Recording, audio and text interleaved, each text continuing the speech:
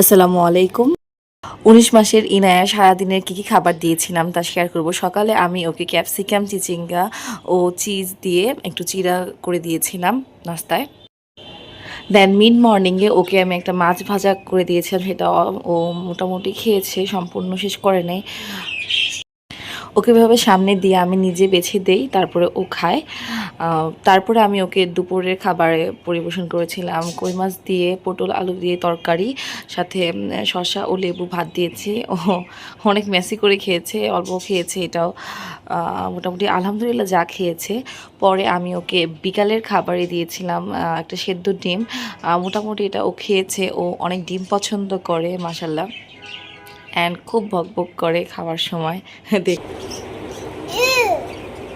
Boiled egg রাতের খাবারে ওকে আমি দিয়েছিলাম বিটরুট দিয়ে চিজ ও সাথে একটু ক্যাপসিকাম দিয়েছিলাম, যেহেতু ক্যাপসিকাম অনেক পছন্দ করে। দিয়ে পাস্তা বানিয়ে দিয়েছিলাম, মাশাল্লাহ ও খেয়েছে এটা। যদিও সবটুকু খায়নি, যতটুকু খেয়েছে আলহামদুলিল্লাহ। Thank you so much for watching.